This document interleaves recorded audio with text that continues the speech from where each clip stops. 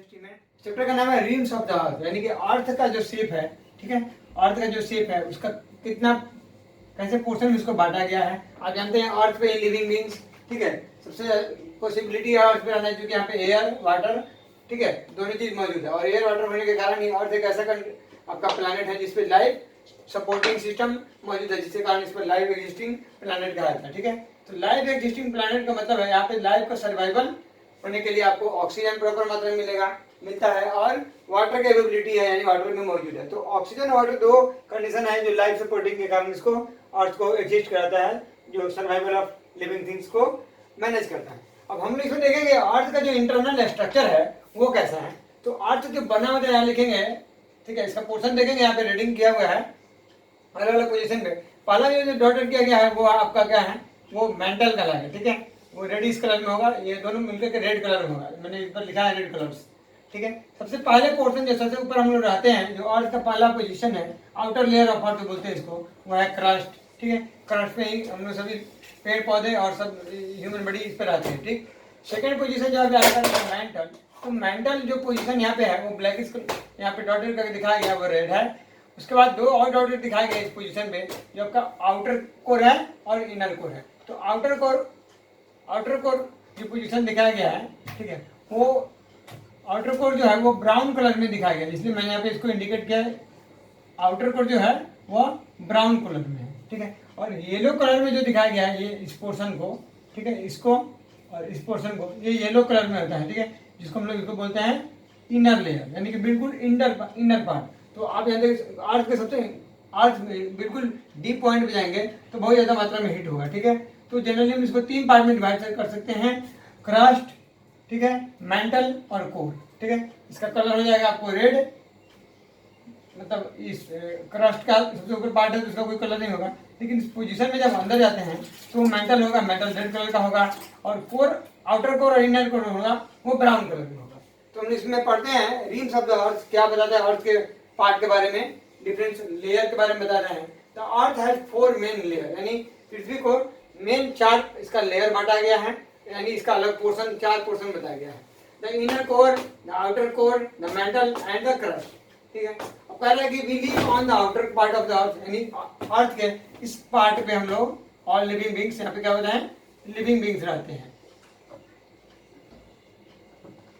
ठीक है। यहाँ पे लिविंग बींग्स रहने का पोजीशन है मेरा आउटर कोर। तो कह रहा है we live on the outer part of the earth, it is called the crust, यानी क्रस्ट में हम लोग रहते हैं। And the crust layer consist of upper, यानी सबसे ऊपरी लेयर में 30 to 100 किलोमीटर स्पेस, यानी ये स्पेस होगा 30 से 100 किलोमीटर स्पेस तक को कवर करेगा। The crust mostly consist of rocks, यानी क्रस्ट जो है जनरली रॉक से बना होता है, यानी चट्टान से बना होता है। So the outer part of the अर्थ, इसके कारण जो आउटर पार्ट जो है अर्थ का, विच वी लिव, जिसमें हम लोग रहते हैं, called the environment for living and non living things, यानी जो भी लिविंग थिंग्स और नॉन लिविंग थिंग्स इस पर मौजूद है उसके लिए आउटर पार्ट क्या कहलाएगा, एक तरह का एनवायरनमेंट कहलाएगा। So there these are divided into 4 rims, इसलिए हम इस एनवायरमेंटल पार्ट को, जिसमें हम लोग यानी कि क्रस्ट पे रहते हैं, ठीक है, आउटर पार्ट पे जो रहते हैं इसको क्रस्ट बोलते हैं, तो उसको हम लोग रिम्स बोलेंगे। और इनको फिर फर्दर आगे 4 पार्ट में बांटा गया। पहला है लिथोस्फीयर, जिसका अनदर नाम जियोस्फीयर है, सेकंड है एटमॉस्फेयर, और थर्ड है हाइड्रोस्फीयर, फोर्थ है बायोस्फीयर। तो एक एक करके हम लोग यहाँ पे इसके बारे में देखेंगे। पहला है लिथोस्फीयर, ठीक है। So it is a solid Rocky crust covering the entire planet. ये कह रहा है जो आपका सबसे पहले बना हुआ है लिथोस्फीयर, तो लिथोस्फीयर क्या होता है, सॉलिड होता है, हार्ड एरिया है, रॉकी यानी चट्टान से बना हुआ है, on crust covering the entire planet, यानी वो क्रस्ट पे मौजूद वो पूरे प्लैनेट को कवर किया हुआ होता है। दिस क्रस्ट इज इनऑर्गेनिक, यानी यहाँ पे कुछ ऐसे भी मतलब मौजूद हैं जीव, यानी माइक्रो ऑर्गेनिज्म के रूप में बोल सकते हैं, जो विदाउट कार्बन है, यानी उनमें कार्बन कंटेंट नहीं पाया जाता है। एंड कंपोज्ड ऑफ रॉक्स, और वो रॉक्स में भी पाए जाते हैं, मिनरल्स जो खनिज पदार्थ में है, एंड अदर एलिमेंट्स, और बहुत सारे तत्व यानी मटेरियल पाए जाते हैं अर्थ पे।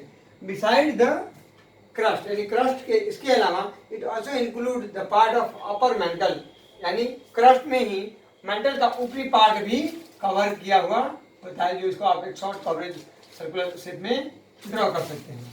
तो वो कह रहा है कि अपर मेंटल वाले पार्ट को भी, मेंटल के ऊपरी पार्ट को भी वो कवर करता है। It expand from mount Everest, यानी अपर पार्ट में या माउंट एवरेस्ट तक फैला हुआ है, एंड टू मरियाना ट्रेंच, यानी मरियाना गर्त, ट्रेंच का मतलब होता है गर्त, यानी ऊपर में देखा जाए टॉप में तो वो माउंटेन तक पहुंचा हुआ है और माउंट एवरेस्ट तक गया हुआ है, और नीचे में यानी मरियाना ट्रेंच तक इसका फैलाव, मतलब that inside the deep of the earth, यानी पृथ्वी के अंदर साथ में जाते हैं तो मरियाना ट्रेंच यानी मरियाना गर्त तक फैला हुआ है, that is it's lower point, and cover with 29% of the earth area, यानी ये पोजीशन जो है अर्थ का 29% एरिया टोटल कवर करता है of the whole earth.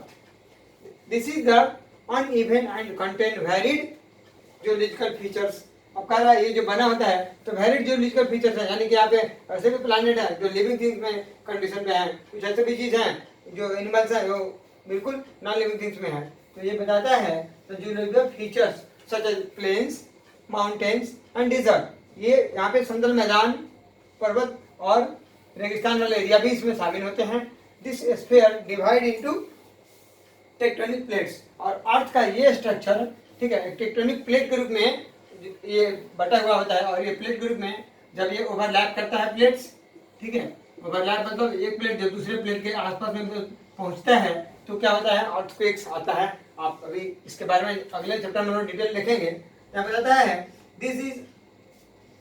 this sphere divide into some tectonic plates which move slowly relatively to one another, यानी इसका inside structure देखेंगे तो देखेंगे कुछ प्लेट्स के रूप में इसका स्ट्रक्चर बना होता है, और ये प्लेट जब एक दूसरे के आसपास में है, तो सपोज ये प्लेट ए है और ये प्लेट बी है, तो when plate A and B are come together तो इनके बीच में क्या होता है, एक रिलेटिवली अट्रैक्शन फोर्स आता है, और ये आगे चल के कॉज बन जाते हैं to cause the earthquakes.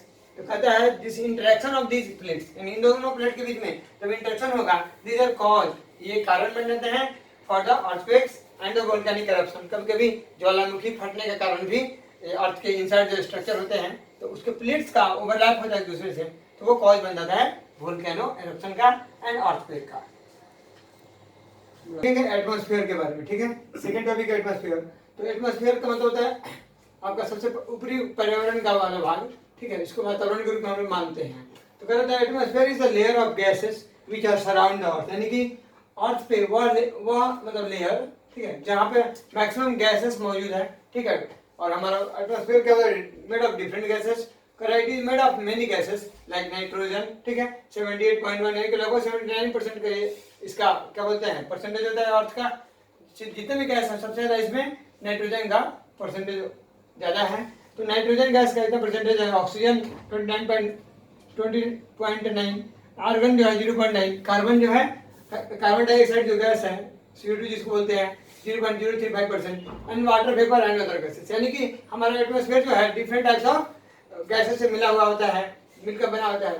This layer has gravity of the earth, यानी कि इसी लेयर पे अर्थ एक पावर एग्जर्ट करता है जिसको ग्रेविटेशनल पावर भी बोलते हैं, और हर चीज को अपनी तरफ क्या करता है, खींचता है, ठीक है। तो पावर ऑफ ग्रेविटी इसी एटमॉस्फेयर पे ही पाया जाता है, and always protect the life, और यही अर्थ जो है, यही एटमॉस्फेयर जो है लेयर अर्थ पे जो भी लाइफ है उसको सपोर्टिंग कंडीशन प्रोवाइड करता है, ठीक है, थ्रू आपको क्या बोलते हैं डिफरेंट गैसेस हैं, इसमें ऑक्सीजन उपयोग करते हैं हम लोग, लिविंग बीइंग्स के लिए ऑक्सीजन सबसे ज्यादा जरूरी है। द अर्थ बाय ऑब्जर्विंग, ठीक है, this layer has a gravity, बोले the earth has ultraviolet rays, तो अर्थ जो बहुत ज्यादा मात्रा में अल्ट्रा वायलेट रे एक्सेप्ट करता है, लेता है, उसको वह रोकने का काम करता है। This make the our day cooler, और इसके कारण हमारा दिन का ठंडा होता है, एंड नाइट वार्मर, और रात गर्म होती है। It is also divided into 4 layer. आगे चल के एटमॉस्फेयर को भी 4 पार्ट में बांटा गया, पहला ट्रोपोस्फेयर, दूसरा स्ट्राटो, तीसरा मेसो और चौथा थर्मोस्फेयर। अब देखते हैं the troposphere create the world weather. Troposphere जो है यानी एटमॉस्फेयर में अगर हम मानते हैं ट्रोपोस्फेयर का, जो यहाँ पे पिक्चर में दिखाया गया है, पहला पार्ट आपका ट्रोपोस्फेयर है, अर्थ है, उसके ऊपर जाएंगे तो स्ट्रेटोस्फेयर, उसके ऊपर जाएंगे तो मेसोस्फेयर, और मेसो के बाद जाएंगे ऊपर तो थर्मोस्फेयर। ये 4 तरह का हमारा क्या है, लेयर ऑफ एटमॉस्फेयर, ठीक है। तो troposphere, stratosphere, mesosphere and thermosphere. आगे देखते हैं the thermosphere create the world weather, यानी पूरी दुनिया का यह वेदर क्रिएट करता है, मौसम बताता है, and the temperature here decreases, और यहाँ पे टेम्परेचर क्या होता है, बिल्कुल कम होता है, that is with the height at the rate of 6 degree